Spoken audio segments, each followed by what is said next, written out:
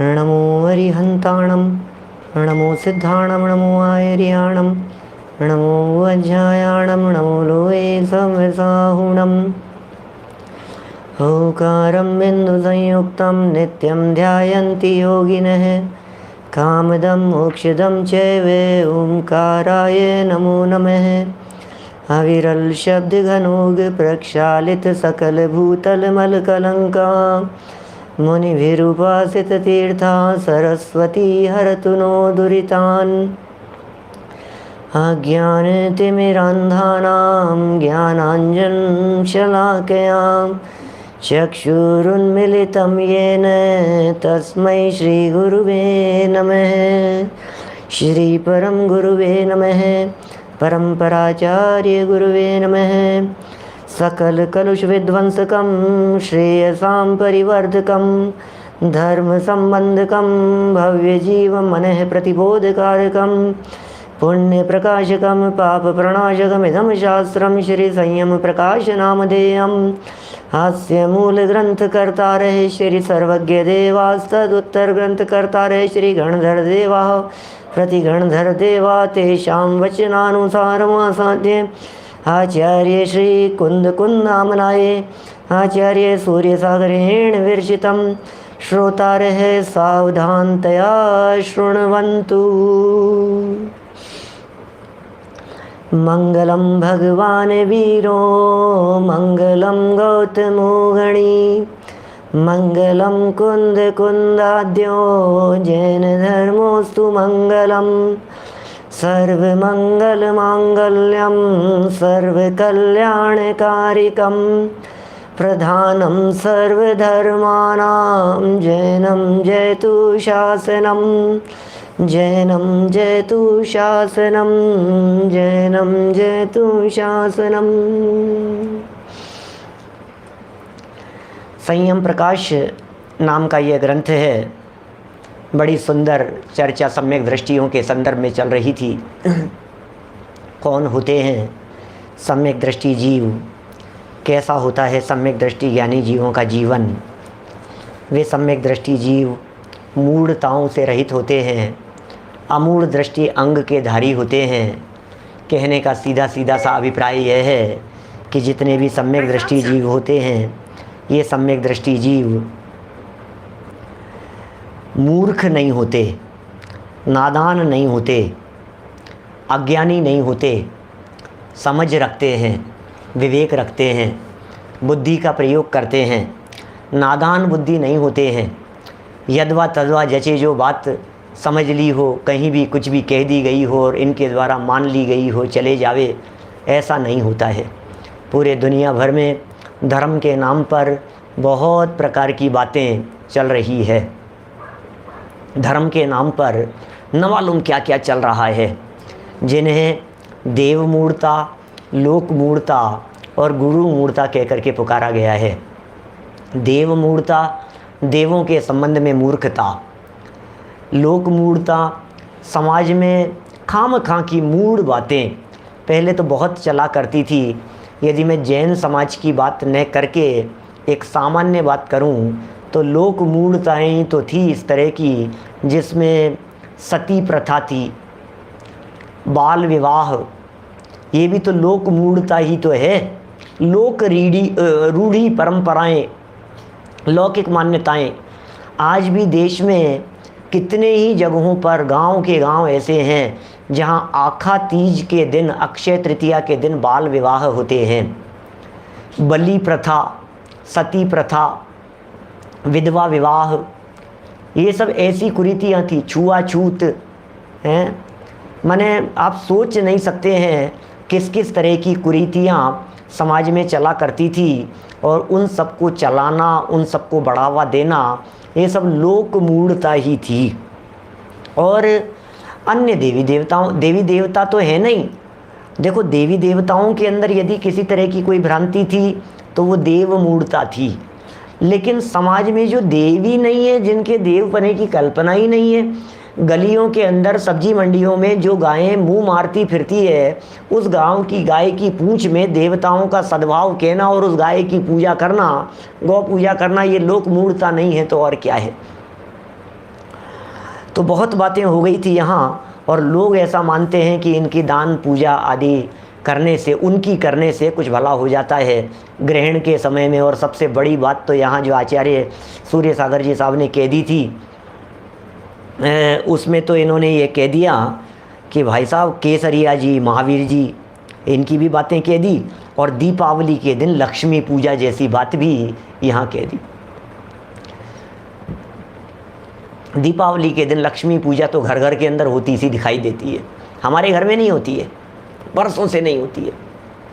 जब से सत्य समझ हुई तब से उसका हमने बहिष्कार कर दिया। नहीं, क्या क्यों करें भैया, ये कौन सी देवी है, हमारे यहाँ तो होती नहीं है इस तरह की, कोई मतलब ही नहीं है। समझ का नाम धर्म है। इसी तरह से गुरु मूढ़ता में विषयासक्त संसार चक्र में उलझे फंसे ऐसे पाखंडी, वेशधारी, मायाचारी, लोभी, कामी, क्रोधी, मानी ऐसे जो जीव हैं, इन जीवों को भी गुरु मानना, ये सब हैं तो कुगुरु। और न केवल गुरु मानना, उन्हें आदर सत्कार देना, उन्हें भोजन आदि कराना, उनकी प्रशंसा सत्कार आदि करना, ये सब गुरु मूढ़ता कहलाती है। देखिए और आगे बढ़ते हैं।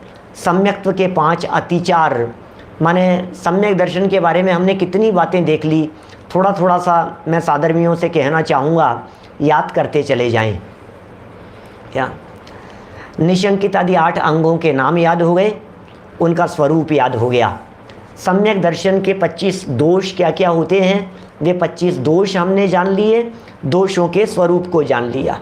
और 25 दोषों में ही शंकादिक 8 मद, 6 अनायतन और 3 मूढ़ताओं की चर्चा हो गई। सम्यक दृष्टि जीव के जीवन में कभी कभी कदाचित कुछ ऐसी चीज़ भी बन जाए कि जो अनएक्सपेक्टेड हो, जो उसकी लाइफ में अपेक्षा नहीं की जाती हो, ऐसा भी तो हो सकता है ना। तो उसे कहा गया है यहाँ 5 अतिचारों के माध्यम से। अतिचार हैं वे, सम्यक दृष्टि होकर के ऐसा काम, सम्यक दृष्टियों को तो ये काम शोभा नहीं देता। अतिचार माने सम्यक दृष्टि कर सकता हो, ये छूट नहीं है। अतिचार माने सम्यक दृष्टि के करने योग्य नहीं है। अतिचार माने सम्यक दृष्टि इनसे बचता है। अतिचार माने सम्यक दृष्टि इनसे सावधान रहता है। इसका मतलब सम्यक दृष्टि के जीवन में ये 5 प्रकार के अतिचार नहीं लगते। अतिचार माने तो दोष होता है, अतिचार माने तो कमी होती है।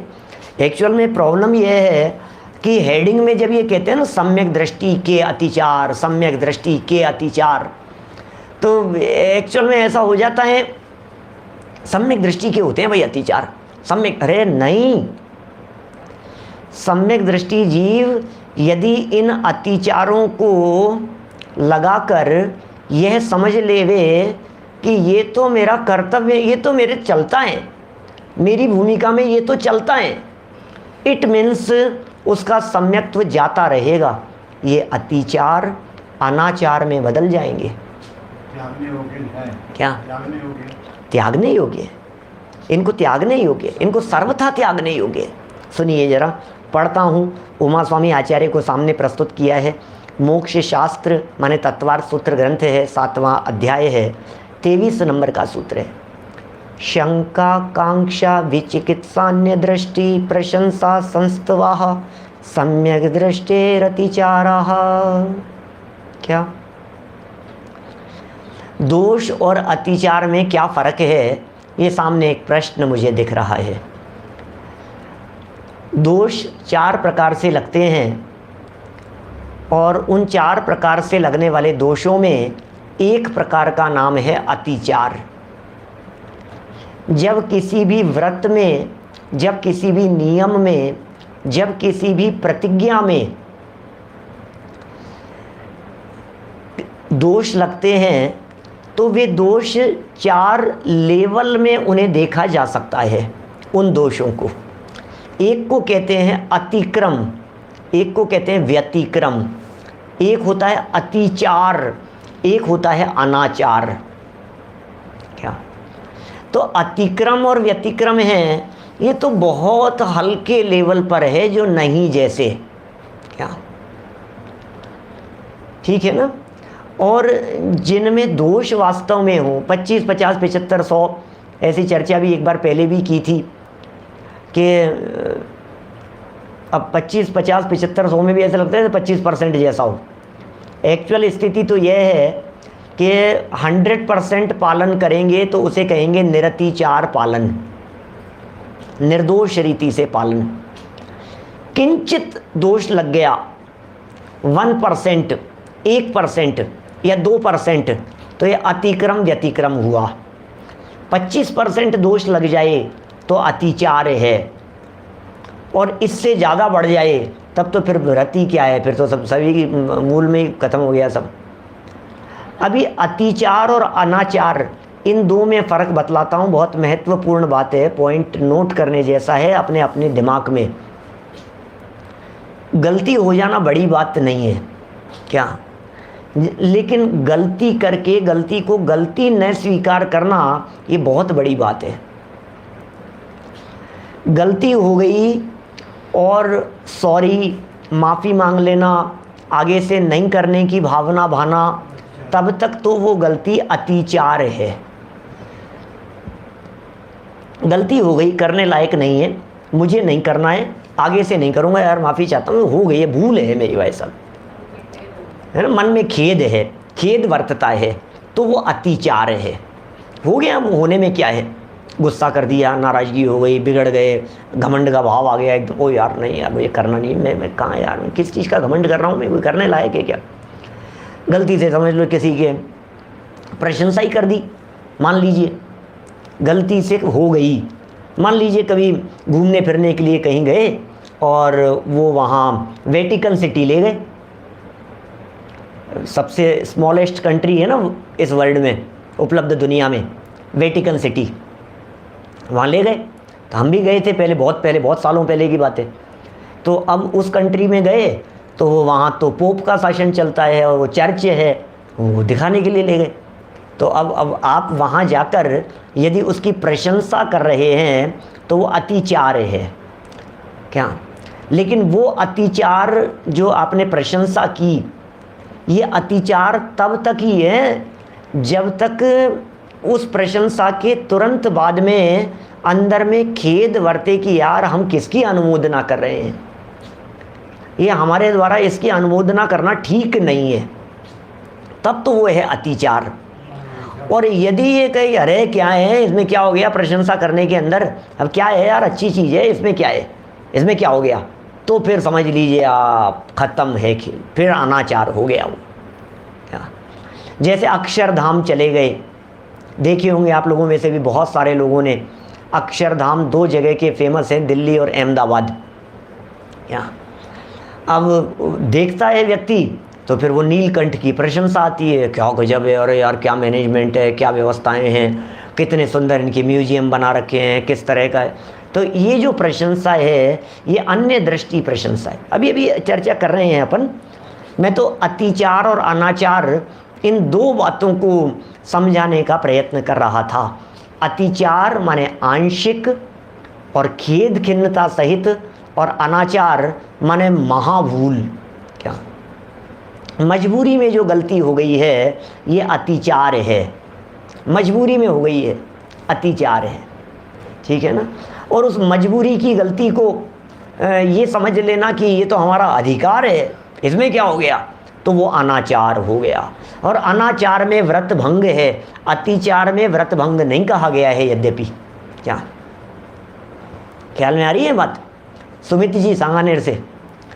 माने ये जो अतिचार हैं, इन अतिचारों में व्रत भंग नहीं कहा गया है, लेकिन तो भी भावना तो सदा काल ज्ञानियों की यही रहती है, अतिचार नहीं लगे, अतिचार नहीं लगे, अतिचार नहीं लगे, निरतिचार पालन करूँगा, निर्दोष रीति से पालन करूँगा। अरे 12 व्रत के अतिचार पन पन न लगावे, मरण समय संन्यास धार तसु दोष नशावे। यूं श्रावक व्रत पाल स्वर्ग सोलम उपजावे, कहते चय नर जन्म पाए मुनि वै शिव जावे। भूल होना स्वाभाविक है, छद्मस्त हैं, गलती है, हो जाती है, इंसान है, मनुष्य गति के जीव हैं। रात्रि में खा लिया तो क्या हो जाएगा, जैसे प्रश्न पूछ रहे हैं सामने से एडवोकेट साहब, रात्रि में खा ही लिया आपने तो फिर तो व्रत ही भंग हो गया ना क्या। लेकिन कोई बात नहीं, फिर भी आप उसमें यदि वो खा लिया है तो खाते खाते ही आपके सावधानी हो गई, तुरंत आप बैक फुट पर आ गए, तुरंत आपने प्रायश्चित्त ले लिया, कोई बात नहीं, हम उसे अतिचार की श्रेणी में गिन लेंगे क्या। अनाचारी व्यक्ति व्रत पालन करने की भावना नहीं भाता, अतिचारी व्यक्ति पालन करने की भावना निरंतर रखता है। एक तो खाते खाते ही रात पड़ जाए और एक रात को 10 बजे खाओ, तो जमीन आसमान का फर्क हो गया ना। खाते खाते रात पड़ गई, ये अतिचार है क्या भरत भाई, खाते खाते रात पड़ गई ये अतिचार है। और रात को ही थाली लगा करके बैठा है ये अनाचार है, ये तो खोटा ही काम है। 5 बातें कह रहे हैं सम्यक दृष्टियों के संदर्भ में, अर्थ पढ़ रहा हूँ इसका। आचार्य उमा स्वामी ने शंका 1 पहले नंबर पर कही शंका, फिर आकांक्षा ये 2 नंबर पर, फिर विचिकित्सा ये 3 नंबर पर, फिर अन्य दृष्टि प्रशंसा ये 4था नंबर, और अन्य दृष्टि संस्तवन माने उनकी स्तुति ये 5वां नंबर। ये सम्यक्त्व के 5 अतिचार बतलाए हैं। सम्यक दर्शन के ये 5 अतिचार शास्त्रों में बताए गए हैं, इनको सर्वथा त्यागना चाहिए। क्या क्या कहा, ये सब सम्यक दर्शन के 5 अतिचार बतलाए हैं, मन इनको सर्वथा त्यागना चाहिए, इनको सर्वथा त्यागना चाहिए। क्या माने आकांक्षा नहीं होनी चाहिए, शंका भी नहीं होनी चाहिए। बिल्कुल शंका नहीं करेंगे। जिनेंद्र भगवान के वचनों में शंका दोष है भैया, शंका तो क्या बात कर रहे हो आप, शंका कैसे हो सकती है जीवन में, कांक्षा कैसे हो सकती है। कांक्षा को भी पूरी तरह से त्यागना चाहिए। फिर शंका कांक्षा आकांक्षा हो गया ना, विचिकित्सा, ये 3 तो वही दिख रहे हैं, निशंकित निकांक्षित निर्विचिकित्सा में से ही। तो शंका आकांक्षा विचिकित्सा, फिर है ना 3 हो गए। फिर क्या, अन्य दृष्टि प्रशंसा और अन्य दृष्टि संस्तवन।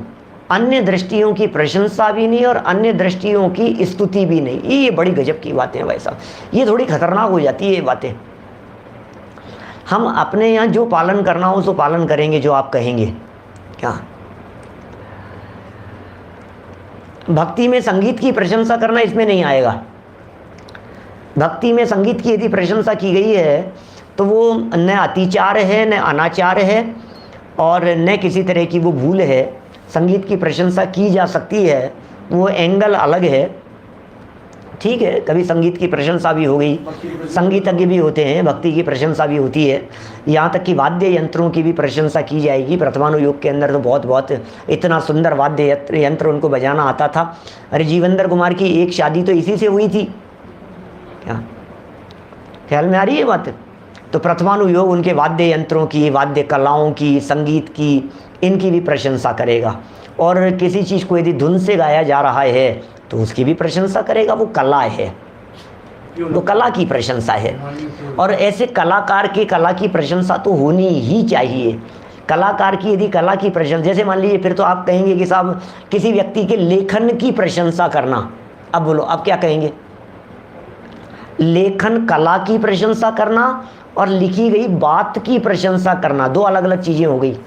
लिखी गई बात तो जिनवाणी है, जैसे मोक्ष मार्ग प्रकाशक की प्रशंसा की हमने, बोले तब तो ठीक है। अब आप टोडरमल जी की लिखने की स्टाइल की प्रशंसा कर रहे हो तो ये भी वही संगीत की प्रशंसा जैसा हो गया। संगीत में म्यूजिक था, इनमें यार क्या स्टाइल है यार, दृष्टांत से कैसे हूबहू घटित करते हैं यार, सांगोपांग विवेचन करते हैं, ये उसी तरह की बात हो जाएगी। देखिए इन 5 के संदर्भ में कह रहे हैं सर्वथा त्याग करना। इसका मतलब ये अतिचार हमारे माध्यम से नहीं लगने चाहिए, बिल्कुल ये अतिचार हमारे नहीं होने चाहिए। बी अलर्ट, शंका हो रही हो तो तुरंत देख लेना यार जिनेंद्र भगवान के वचनों में शंका कर रहा हूँ क्या मैं, यदि कदाचित शंका हो जाए किसी प्रकरण को देख करके कि यार वास्तव में क्या मनुष्य चंद्रमा पर नहीं गया है, क्या वास्तव में चंद्रमा के ऊपर ज्योतिष देव रहते हैं, इज इट पॉसिबल, फिर ये लोग कहाँ जा रहे हैं? मंगल पे जा रहे हैं, मंगल पे पानी देख रहे हैं, चांद के ऊपर पानी देख रहे हैं। चांद के ऊपर आप कह रहे हो कि ये चंद्रमा जो है ये तो इंद्र है ज्योतिषवासी देवों का। बोले 16,000 देव मिलकर के इस चंद्रमा को खींच रहे हैं और ये 12,000 इनकी किरणें हैं, ये ऐसा है। ऊपर आकृत्रिम चैत्यालय है, अंदर पूरा नगर बसा हुआ है, इतनी लंबाई चौड़ाई है, इतनी हाइट है उसकी। पृथ्वी से 790 योजन के ऊपर तारे हैं, 800 योजन के ऊपर सूर्य है, 880 योजन के ऊपर चंद्रमा है।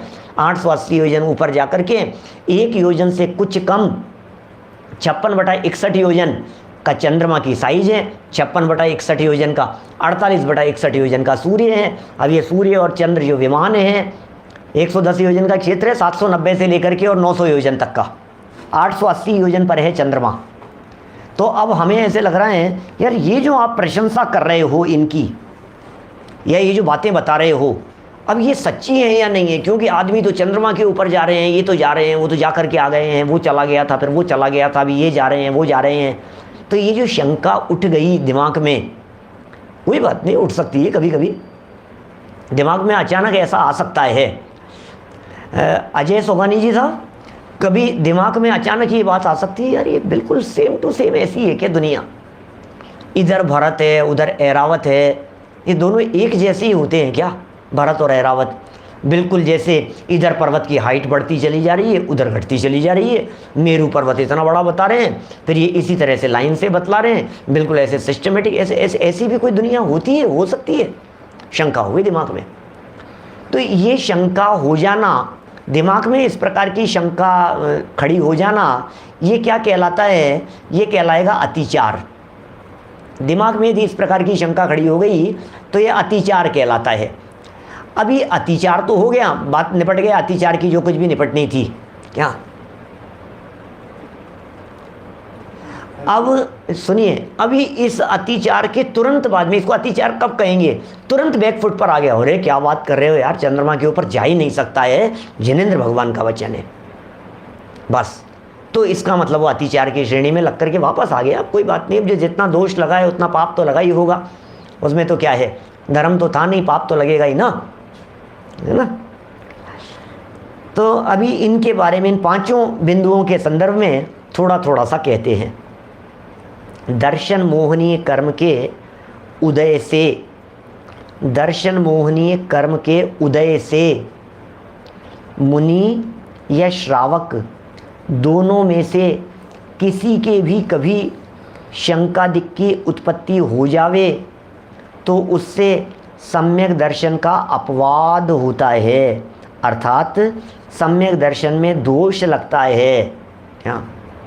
दर्शन मोहनी कर्म के उदय से, अरे साहब दर्शन मोहनी कर्म का उदय आ गया, तब तो ये जीव पहले ही गुणस्थान में आ जाएगा। क्या? दर्शन मोहनी कर्म का यदि उदय आ गया तब तो ये पहले ही गुणस्थान में आ जाएगा। फिर ये अतिचार भतिचार, फिर ये क्या क्या बातें रह गई हैं। दर्शन मोहनी कर्म का उदय आ गया तो फिर वो मुनि कहाँ रहा? दर्शन मोहनी कर्म का उदय आ गया तो फिर वो श्रावक कहाँ रहा कि रहेगा? सुनो, क्योंकि दर्शन मोहनी 3 प्रकार का है। क्या ध्यान देना, दर्शन मोहनी 3 प्रकार का है। श्रद्धा नहीं गड़बड़ाई, अभी नहीं गड़बड़ाई है, ये अतिचार लगाएं। क्या माने, एक का नाम है दर्शन मोहनी का मिथ्यात्व, दूसरे का नाम है सम्यक मिथ्यात्व, और तीसरे का नाम है सम्यक्त्व मोहनीय। तो सम्यक्त्व मोहनीय नाम का जो तीसरा टुकड़ा है वो भी दर्शन मोहनीय ही कहलाता है। क्या? दर्शन मोहनी कहने में 3 बातें हो गई ना। तो दर्शन मोहनी के यदि तीसरे भेद का उदय आया तो विचलित होकर के रह गया। दर्शन मोहनी के दूसरे भेद का उदय आ गया तो फिर गुणस्थान फिर तो गिरेगा। क्या ख्याल में आ रही है बात? ये देशघाती प्रकृति है, वो सर्वघाती प्रकृति है ना। देखिए क्या कह रहे हैं यहाँ, नहीं ये तो दोनों देशघाती है ना। मिथ्यात्व तो जो है वो तो सर्वघाती है, और सम्यक मिथ्यात्व सर्वघाती। और सम्यक्त्व मोहनीय, ये देशघाती प्रकृति है। माने जिसके उदय में गुणस्थान गिर जाए वो सर्वघाती है, और जिसकी मौजूदगी में गुणस्थान ना गिरे देशघाती है ना। अभी ये इस मिथ्यात्व संबंधी बात कर रहा हूँ मैं, मोहनी कर्म संबंधी, क्योंकि बाकी और में तो फिर ऐसा होगा केवल ज्ञानावरण सर्वघाती प्रकृति का उदय है, तो फिर वो अलग तरह की स्थिति बनेगी। हाँ, अभी वो प्रकरण नहीं है, अभी जिनके कुछ नहीं समझ में आया हो कोई बात नहीं, थोड़ा सा दिमाग को साइलेंट रखना, कभी प्रकरण चलेगा तो विस्तार से समझाएंगे जब मौका लगेगा। दर्शन मोहनी कर्म के उदय से मुनि या श्रावक दोनों में से किसी के भी कभी शंकादिक की उत्पत्ति हो जाए, मान लीजिए किसी के, तो उससे सम्यक दर्शन का अपवाद होता है, अर्थात सम्यक दर्शन में दोष लग जाता है। ऐसा भी कह सकते हैं कि सम्यक दर्शन गया, चला गया सम्यक दर्शन।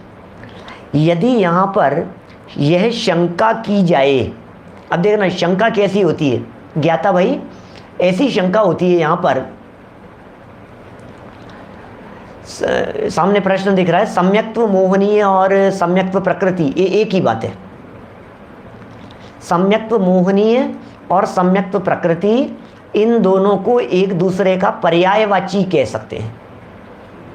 मिथ्यात्व, सम्यक मिथ्यात्व और सम्यक्त्व प्रकृति 3 नंबर, या फिर मिथ्यात्व, सम्यक मिथ्यात्व और सम्यक्त्व मोहनीय, तो सम्यक्त्व मोहनीय और सम्यक्त्व प्रकृति। हाँ, एक शब्द देता हूं दूसरा, मिश्र मोहनीय यदि दिया हो तो फिर ये बीच वाली का नाम है। सम्यक मिथ्यात्व को मिश्र मोहनीय कहते हैं। जिन्होंने पूछा था उनके समझ में आ गया, और बाकी और लोगों को लोड लेने की ज़रूरत नहीं है। आगे देखिए, यदि यहाँ एक शंका है, बड़ी गजब की शंका है प्रकाश जी भाई साहब सूरत से। देखिए क्या कह रहे हैं, शंका ये है कि ये शंका अधिक 8 बातें कही थी, तो फिर अतिचार 5 ही क्यों लिए? क्या समझ में आ रही है बात? शंका आदि 8 दोष थे ना, तो शंका को तो अतिचार ले लिया, फिर शंका के बाद में दूसरा था आकांक्षा, कांक्षा और विचिकित्सा, ये तीनों दोष थे पहले, इनको अतिचार में ले लिए। 8 को क्यों नहीं लिए अतिचार में? 8 में ही होना चाहिए था ना।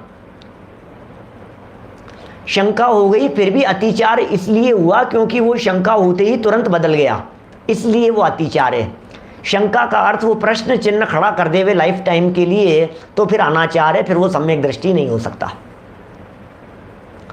जो भी शंका की गई, उस शंका हो गई यार, एकदम तो ऐसा लगा, मुझे भी ऐसा फील होने लग गया कि यार ये अकृत्रिम चैत्यालय, सूर्य चंद्रमा, पता नहीं यार ये ऐसा है क्या। शंका हुई, क्या अतिचार है। अब अतिचार कब तक कहलाएगा कि तुरंत बदल गया, नहीं नहीं मैं क्या कर रहा हूँ, मैं उमा स्वामी आचार्य के ऊपर शंका कर रहा हूँ, ये कैसे कर सकता हूँ मैं क्या कर रहा हूँ, मुझे वीरसेनाचार्य के ऊपर शंका हो रही है, नहीं नहीं नहीं मैं ऐसा नहीं कर सकता। मुझे पूज्यपादाचार्य के ऊपर शंका हो रही है, मैं यतिवृषभाचार्य के ऊपर प्रश्न चिन्ह खड़ा कर रहा हूं कि वो झूठ बोलेंगे, मैं नेमिचंद्राचार्य के ऊपर शंका खड़ी कर रहा हूं मैं। ये यदि तुरंत अलर्ट हो गया, सावधान हो गया, तो बोले वो शंका नाम का अतिचार लग करके रह गया था, दोष लगा था, और जो किंचित जितना दोष था उस दोष का कारण भी ये थोड़ा दर्शन मोहनी कर्म का थोड़ा प्रभाव तो था ही। ऐसा है, शंका और पूछ ले, गुणस्थान नहीं गिरेगा। शंका और पूछ ले, हाँ, शंका हो गई और पूछ भी लिया तो कोई बात नहीं। क्या शंका हो गई और पूछ लेवे तो भी कोई दिक्कत नहीं है, बहुत अच्छी बात है। शंका होने पर पूछ लिया जाना चाहिए।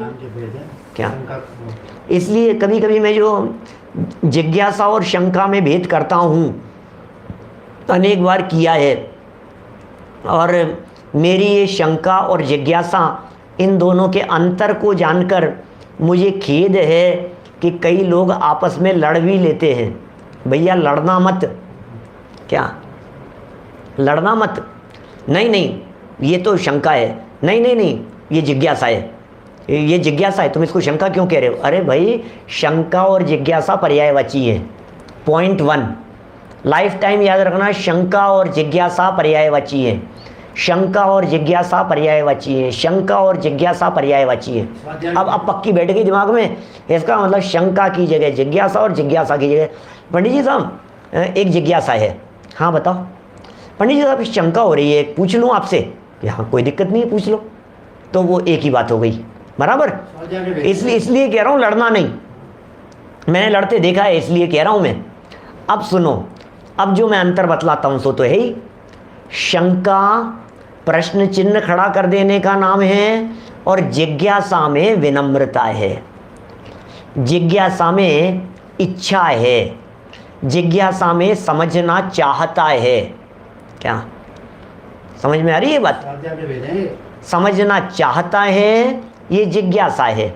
बहुत भावपूर्वक पूछ रहा है, वाचना, प्रचना, अनुप्रेक्षा, आमनाएं, धर्मोपदेश, समझ में, बहुत विनम्रता से पूछ रहा है। प्रचना, प्रचना क्या चीज़ है? पूछ रहा है ना, वो विनम्रता से पूछ रहा है, प्रभु ये बात मेरे समझ में नहीं आई, ये इसका क्या भाव हो सकता है, ये बात पता नहीं क्यों हृदय को स्वीकार नहीं हो रही है, आप यदि थोड़ा अच्छे से समझाएंगे तो बात स्वीकार हो जाएगी। इसका नाम जिज्ञासा है। नहीं ऐसा नहीं हो सकता, मैं मानने को तैयार नहीं हूँ, इसका नाम शंका है। क्या समझ में आ रही है बात? तो सम्यक दृष्टि जीव को जिज्ञासा रहित नहीं कहा, सम्यक दृष्टि जीव को शंका रहित कहा है। निशंकित नाम का अंग कहा है, निर्जिज्ञासा नहीं कहा है। जिज्ञासा तो मुनिराजों को भी हो सकती है, मुनिराज भी जिज्ञासा भाव से जाते हैं, तभी तो मस्तक से पुतला निकल जाता है भाई साहब, जिज्ञासा भाव से।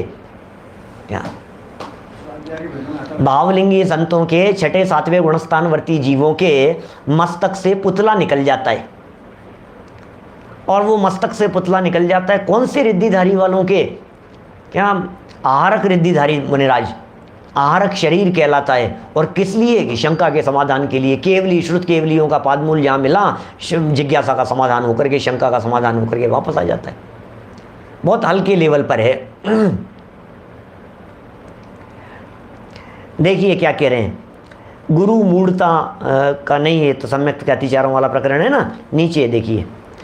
यदि यहाँ यह शंका की जाए कि सम्यक दर्शन के निशंकित आदि 8 गुणों के विरुद्ध, क्या यदि यहाँ यह शंका की जाए कि सम्यक दर्शन के निशंकित आदि 8 गुणों के विरुद्ध शंका आदि 8 दोष रूप 8 अतिचार होने चाहिए थे, क्या समझ में आ रही है बात? भैया 8 दोष होने कहे हैं तो ये 8 प्रकार के अतिचार होने चाहिए।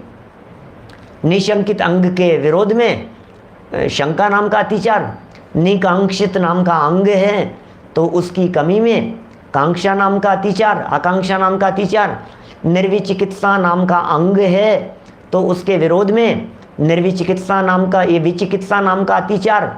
इसी तरह से अमूढ़ दृष्टि में मूढ़ दृष्टि अतिचार होना चाहिए।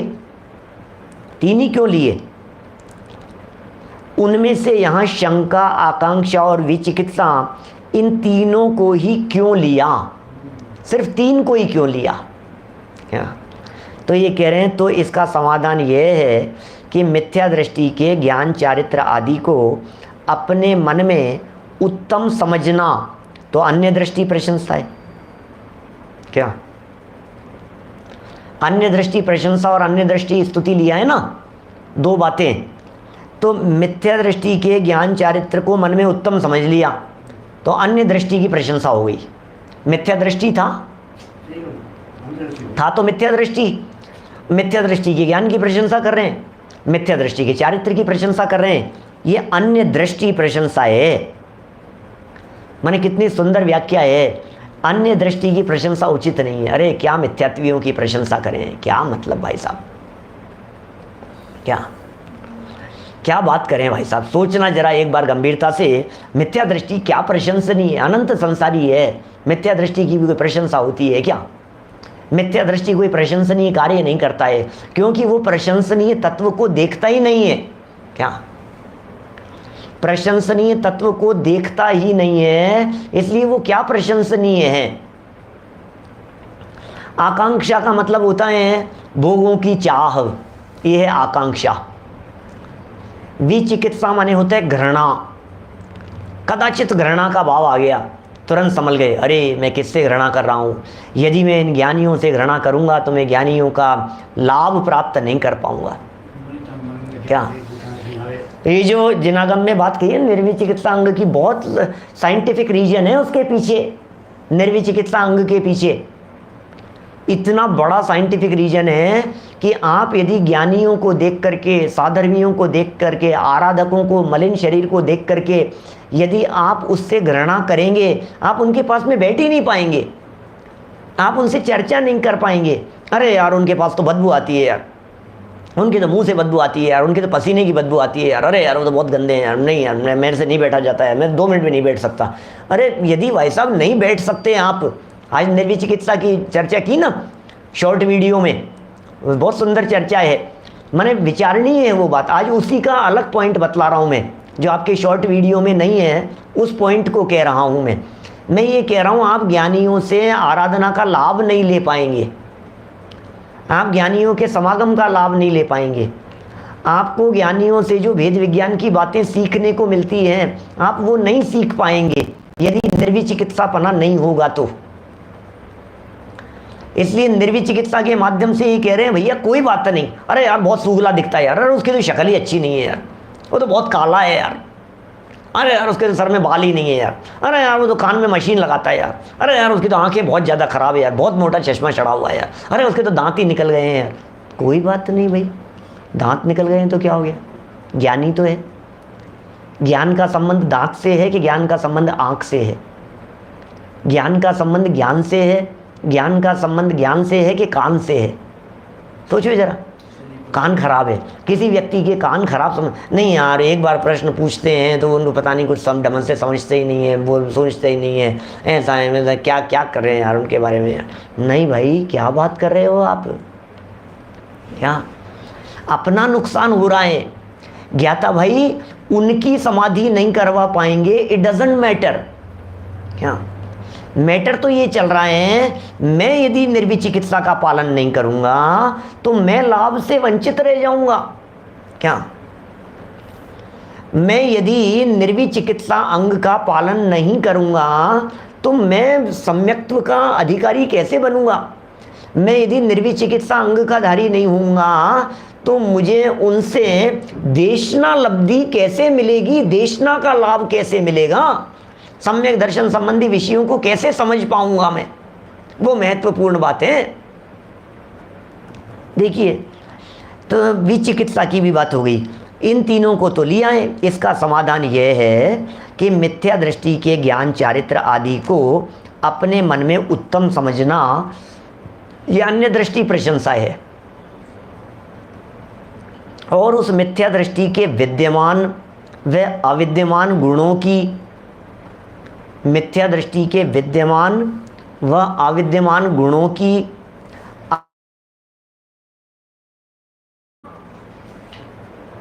ये संस्तव है। विद्यमान अविद्यमान गुण थे उसमें जो भी हैं, उनकी मिथ्या दृष्टि की गुणों की स्तुति करने लग गए, हम गीत ही गाने लग गए उनके, ये स्तुति है, संस्तव है। इन दोनों में ही अब देखो बातें तो कही थी 3, टोटल हैं 8, तो ये जो 2 है ना, अन्य दृष्टि प्रशंसा और अन्य दृष्टि स्तुति, क्या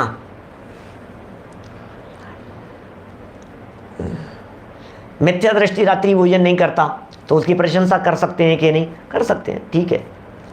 सम्यक दृष्टि जीव अब वो वही, लेकिन मिथ्यात्वपन की प्रशंसा नहीं करेगा। यहाँ जो मिथ्या दृष्टि की प्रशंसा की चर्चा चल रही है ना, इसमें दृष्टि के मिथ्यापन की प्रशंसा को शामिल करना, मिथ्या दृष्टि की प्रशंसा को नहीं। फिर कहता हूँ एक बार थोड़ा गहराई से समझना बात क्या है, फिर तो आप किसी की अनुमोदना ही नहीं कर पाओगे, फिर तो आप किसी की प्रशंसा ही नहीं कर पाओगे दुनिया भर में, क्योंकि दुनिया भर में तो 99.99% तो मिथ्या दृष्टि जीव हैं। फिर तो हम सभा में बैठे हुए किसी भी व्यक्ति की, किसी भी परिणाम की, किसी भी क्रिया की प्रशंसा नहीं कर पाएंगे, क्योंकि यहाँ तो लिखा है मिथ्या दृष्टि की प्रशंसा करना तो अतिचार होता है। तो सम्यक दृष्टि जीव किसी भी श्रावक की, किसी भी साधना करने वाले की, किसी भी स्वाध्याय करने वाले की प्रशंसा नहीं करे, फिर तो नहीं नहीं नहीं नहीं नहीं, ऐसा नहीं, ऐसा अर्थ नहीं। मिथ्या दृष्टि, अन्य दृष्टि प्रशंसा का अर्थ, मिथ्या दृष्टि प्रशंसा का अर्थ दृष्टि के मिथ्यापन की प्रशंसा। क्या भारत माता की जय बिल्कुल बोल सकते हैं, ये देशभक्ति है। क्या भारत माता की जय बोलने में देशभक्ति नहीं है, देशभक्ति है ये। हम हमारे देश के लिए, हम हमारे राष्ट्र के लिए, हमारे हृदय में भक्ति है, हमारे हृदय में बहुमान है। देश के प्रति बहुमान क्यों नहीं होगा हमारे हृदय में? अरे देश के प्रति तो इतना बहुमान है कि हम सच में ऐसे देश में हमने जन्म लिया है जहाँ हम सब लोग आज इस पूरे देश में बैठे हुए, अपने घर घर में बैठे हुए, आज हम यहाँ बिल्कुल शांति से बैठ करके आराधना कर पा रहे हैं। हमने नहीं, वीतरागी संतों ने भी उन सब की खूब जगह जगह प्रशंसा की है, देश की प्रशंसा। नर देह उत्तम देश, उत्तम देश की चर्चा की है भैया। उत्तम देश के गीत क्यों नहीं गाए हैं? संतों ने गाए हैं, भक्तियों में गाए हैं, ज्ञानियों ने गाए हैं, क्यों नहीं गाए? और हम भी गाएंगे। मेरे देश की धरती क्यों नहीं गाएंगे? हम जरूर गाएंगे, उसमें कोई दोष नहीं है, उसमें किसी देवी देवता का वो नहीं है। हमने कोई उनको कोई वो बना करके कोई उनकी पूजन की हो कि उनके कोई अर्घ चढ़ा दिया, ऐसा कुछ नहीं है। देश की जय जयकार का मतलब ये है देश के प्रति, राष्ट्र के प्रति बहुमान की भावना। राष्ट्रगीत यदि कहीं बजेगा तो हम खड़े हो जाएंगे, बिल्कुल खड़े हो जाएंगे हम राष्ट्र के सम्मान में। हमारा यदि देश का झंडा, देश का ध्वज यदि जमीन पर पड़ा हुआ होगा, पैर लगना तो बहुत दूर की बात है, हम उसे सम्मान से, बहुमान से हमारे देश के ध्वज झंडे को उठाएंगे। ज़मीन पर नहीं पड़ा रहने देंगे हम, सड़क पे नहीं पड़ा रहने देंगे हम, ज़रूर बहुमान करेंगे उसका। लेकिन इससे कोई मिथ्या दृष्टि हो जाए, ऐसा नहीं है। यहाँ तो मिथ्यात्व की प्रशंसा का सवाल है। क्या अन्य दृष्टि प्रशंसा में जो यहाँ मिथ्यात्व शब्द का प्रयोग किया है ना, मिथ्या दृष्टि के विद्यमान व अविद्यमान गुणों की अपने वचनों से स्तुति करना, दृष्टि के मिथ्यात्व में, दृष्टि के खोट में, गलत राह जिसने पकड़ रखी है वो इसमें अतिचार के अंतर्गत आएगा। अब इन दो बातों में अन्य दृष्टि संस्तवन और अन्य दृष्टि प्रशंसा, इन दो में 5 बातें गर्भित हो गई है। क्या 8 में से 3 तो हो गए थे, 5 बातें इनमें गर्भित हो गई, इन दोनों में। इसलिए अलग से देने की ज़रूरत महसूस नहीं हुई। इन दोनों में ही मूढ़ दृष्टि आदि दोष पंचक गर्भित हो जाते हैं। दोष पंचक मतलब समझ गए आप? इन दोनों में ही मूढ़ दृष्टि आदि दोष पंचक, दोष पंचक मतलब 5। क्या निशंकित, निकांक्षित, निर्विचिकित्सा तो हो गया। फिर अमूढ़ दृष्टि, उपगुहन, स्थितिकरण, वात्सल्य और प्रभावना, इनके उल्टे 5। क्या जैसे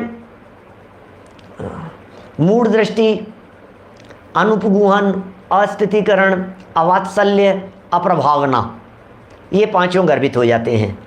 यदि सम्यक दृष्टि पुरुष किसी भी मिथ्या दृष्टि की प्रशंसा व स्तुति करेगा तो सबसे पहले मूढ़मती बनेगा। अब किसी मिथ्या दृष्टि की प्रशंसा की सम्यक दृष्टि ज्ञानी जीव ने, तो मिथ्या दृष्टि की प्रशंसा करने में उसको मूढ़ दृष्टि बनना पड़ेगा। मिथ्या दृष्टि माने कुदेव की पूजन कर रहा है, नहीं कोई बात नहीं यार, मंदिर तो जाता है। अरे क्या बात कर रहे हो आप? कोई मिथ्या दृष्टि व्यक्ति, गृहीत मिथ्या दृष्टि व्यक्ति, देव मूढ़ता, गुरु मूढ़ता, लोक मूढ़ता वाला व्यक्ति मूढ़ व्यक्ति है, और वो मूढ़ व्यक्ति अन्य जगह पर जाकर के भक्ति पूजन करता है और आप उसकी प्रशंसा कर रहे हो। अरे नहीं यार ये तो रोज़ाना जाकर के जल चढ़ाता है यार, ये तो बहुत अच्छा है भाई, तू किया कर। तो भैया ऐसा कैसे करेगा? सम्यक दृष्टि, सम्यक दृष्टि ऐसे मिथ्या दृष्टि की इस प्रकार की क्रियाओं की प्रशंसा नहीं कर सकता है। ऐसी दशा में न तो वह किसी धर्मात्मा के प्रमाद व अज्ञान आदि में से लगे हुए दोषों का उपगूहन कर सकेगा। देखो पहले तो मूढ़ दृष्टि बनेगा, तो मूढ़ता का निषेध उसमें हो गया। फिर उपगूहन भी नहीं कर पाएगा, क्योंकि खुद ही प्रशंसा कर रहा है तो उपगूहन कैसे करेगा? दूसरों उसके दोषों को क्या ढकेगा? गुणों की प्रशंसा क्या करेगा? तो अवगुणों की प्रशंसा कर रहा है। और न किसी धर्म व प्रतिज्ञा से भ्रष्ट होते हुए का स्थितीकरण कर सकेगा। स्थितीकरण भी नहीं कर पाएगा। क्या? क्योंकि वो प्रशंसा ही कर रहा है उनकी, जिनकी प्रशंसा कर रहा है। महाभ्रष्ट विचलित पाप आडंबरों में उलझे लोगों की यदि प्रशंसा कर रहा है तो फिर स्थितीकरण क्या होगा?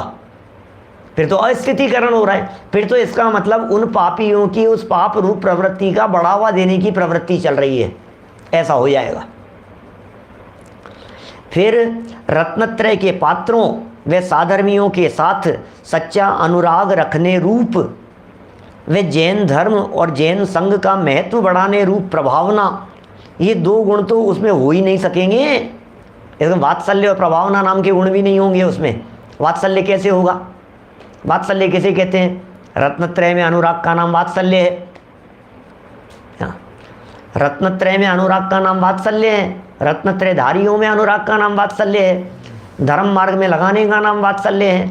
उपदेश दे करके सत्य पथ पर लगाने का नाम वात्सल्य है। क्या सही कह रहे हैं सचिन जी? जैसे कोई व्यक्ति सोमवार का व्रत रखे, उसकी प्रशंसा करना सम्यक दृष्टि नहीं कर सकता। कोई सोमवार का व्रत रख रहा है, कोई मंगलवार का व्रत रख रहा है, अरे ये तो मूढ़ताएं, मूढ़ताएं। जो कल लोक मूढ़ताओं की चर्चा की थी उनकी बातें हैं ये तो। हमने कल कही थी ना, थोड़ा का है बहुत समझ लेना। उनमें ये मंगलवार का व्रत, शुक्रवार का व्रत, 7 सोमवार रख लिए, शादी नहीं हो रही है 7 शुक्रवार रख लिए, 5 शुक्रवार रख लिए, इनका ये कर लिया, इससे ये हो जाएगा। आज तो मेरे शुक्रवार का व्रत है। गजब हो गया भाई साहब। शुक्रवार का व्रत कौन सा हो गया भाई साहब? शुक्रवार का तो मुसलमानों की होता है व्रत। क्या उनके होता है ना शुक्रवार, तो नमाज पढ़ी जाती है ना शुक्रवार के दिन। ये तुम्हारे भी शुक्रवार का व्रत हो गया? मुझे यही समझ में नहीं आ रही है हो क्या रहा है ये। कोई क्या कहता है, कोई क्या कहता है। कोई करवा चौथ का व्रत कर रहा है, कोई उसका कर रहा है, कोई 16 सोमवार का कर रहा है, कोई संतोषी माँ का कर रहा है, कोई पति की लंबी उम्र के लिए कर रहा है, कोई सुहाग दशमी का कर रहा है। गजब हो गया। सुहाग दशमी, सुहाग दशमी, सुहाग दशमी क्या होगा उससे? जिसने सुहाग दशमी रखी थी उनके तो पति नहीं मरेंगे ना अब। नहीं नहीं नहीं, अरे तुम सुहाग दशमी का व्रत नहीं रखते, क्या बात करते हो तुम? सुहाग दशमी का व्रत नहीं रखोगे तो तुम्हारे पति जिएंगे कैसे? मर जाएंगे। अरे तो क्या मान्यता बैठी है यार। किन किन बातों के लिए कौन कौन से व्रत रखे जा रहे हैं, धर्म के नाम पर क्या क्या हो रहा है। कहाँ कहाँ तक कहें भैया। फैशन है, न मालूम क्या क्या चल रहा है दुनिया भर का। चलो ये बातें तो पीछे छूट गई भाई, अब थोड़ी ना अपन पीछे चलेंगे, अब तो आगे बढ़ गए हैं अपन। ये तो लोक मूर्ताओं की बातें थी, ये तो पीछे छूट गई थी, आज तो आगे बढ़ गए हैं। सम्यक दृष्टि के अतिचारों का प्रकरण है आज तो यहाँ। तो साधर्मियों के प्रति सच्चा अनुराग रखने रूप, जैन धर्म और जैन संघ का महत्व बढ़ाने रूप प्रभावना, ये दो गुण तो उसमें हो ही नहीं सकते हैं। जो प्रशंसा करेगा इस तरह की, उसमें ये दो गुण तो हो ही नहीं सकते हैं भाई साहब। कहाँ से आएंगे ये गुण? उक्त 5 अतिचारों में से शंका, कांक्षा, विचिकित्सा का स्वरूप 8 दोषों में कह दिया गया है। ठीक है। और प्रशंसा तथा संस्तव का स्वरूप भी ऊपर बताया जा चुका है। कुल मिलाकर के सम्यक दृष्टि जीव जो 5 प्रकार के अतिचार कहे हैं, सम्यक दर्शन के 5 अतिचार, उनसे यहाँ रहित पने की चर्चा हो गई है।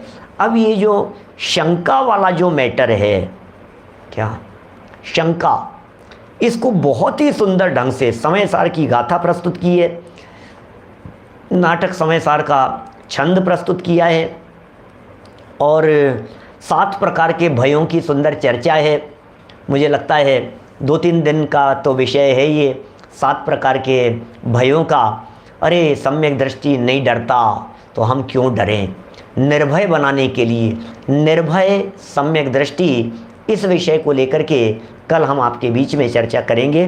निर्भय सम्यक दृष्टि, सम्यक दृष्टि की निर्भयता, सम्यक दृष्टि जीव की दृढ़ता, सम्यक दृष्टि जीव डरता क्यों नहीं है, किस बात और डरते किससे हैं, डर किस बात का होता है और वो क्यों निडर बन गया है। ये बड़ी मार्मिक चर्चाएं गजब की आने वाली है। इनको कल यथा समय बढ़ाएंगे अपन। अरे अंदर से निर्भयता है, बाहर से नहीं है, है ना।